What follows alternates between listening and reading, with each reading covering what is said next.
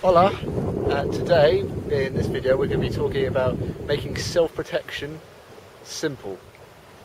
And we're going to do this by talking about the most important element in any self-protection system, any martial art that's orientated towards self-defense, self-protection, whatever you call it. And that is by talking about the key component of awareness. Now, there are three main elements to a self-protection system, or a good self-protection system, and that is the pre-incident, the incident itself, and the post-incident, right? So those are the three main elements, or the macro elements as we'll call them. And awareness very much comes in the pre-incident.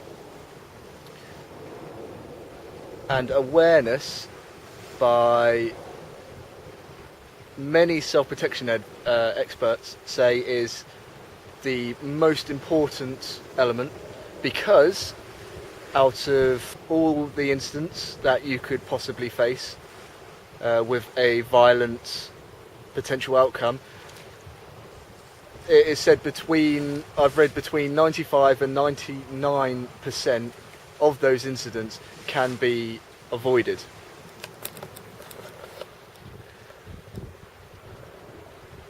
And not only that, but with avoidance there also comes the added benefit of, even if you are unable to avoid it, then you are better prepared in the incident itself, right? If you have to take action towards that aggressor, then you are then better able than if it just all came out of the blue and you have no idea what to do. But of course, it's easy enough to say what to look out for, but what is more important is to know what to look out for. That is not going to be specifically covered in this video, but the key elements are the non-verbal behaviours. So that could come to gesture, certain things like eye contact, an intense stare.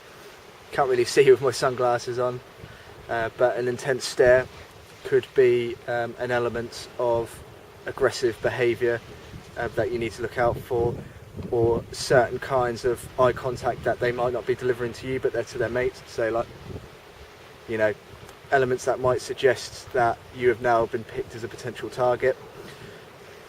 Where they stand with you, are they quite at a fair distance, at a social distance, or are they at a more intimate distance? That is something that needs to be considered. Certain things as breathing, are they breathing more intensely? Hand gestures as well, what are they doing to you? Are their hands above their waist? That could be a component of a sign of aggressive behaviour, that they want to do harm to you. The tonality of their voice, are they shouting at you in an aggressive manner, or are they speaking to you in an aggressive manner? As well as what they are saying to you, are they swearing? Is the content being displayed towards you in a potentially violent, or could be construed as they're going to be potentially violent towards you? Are they constantly talking as well? So, for example, a good piece of advice I got from the Chris Kudrelli course from a bouncer was that he could tell, a sign that he could tell that somebody was about to kick off was that they would repeat a particular swear word about 3 times and they're about to go, because their higher brain functions were about to go off, or was off, because of their adrenal response. Now, the next part is I'm going to give you 3 tips on how to stay alert and be in a better position to recognise potential threats. Now, the first one is having a inner monologue to yourself when you are, say, about. For example, if you're walking down the street, say, I'm walking down the street in your mind, there are potential people that don't look very friendly, so I'm going to cross the road and I will continue towards my destination that way. And this will sort of help you to start thinking in a more, I suppose, safety-like manner. The next one, which I quite enjoy, is by when you are in a certain location, by looking at other people's body language and how they walk. This not only gets you into the mindset of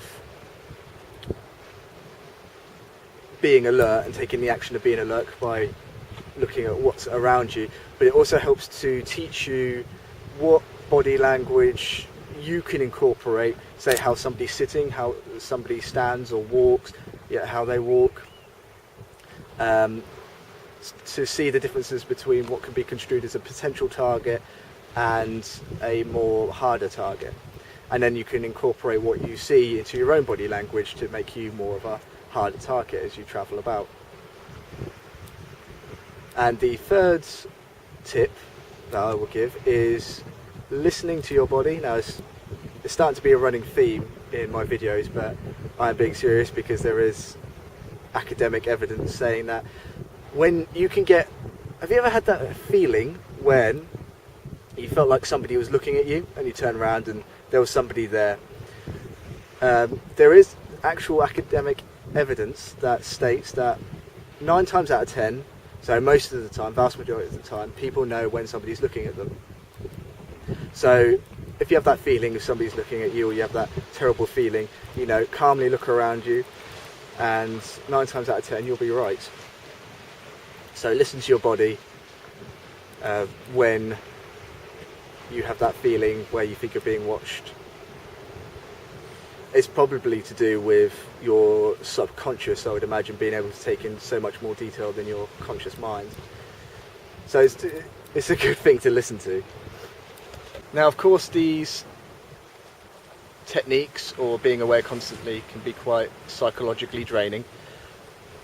If you want to know when is the most appropriate time to be alert, I suppose, it's mostly when you are out of your house or in the company of other people, when you'll most likely need to be alert as to what's going around in your immediate situation.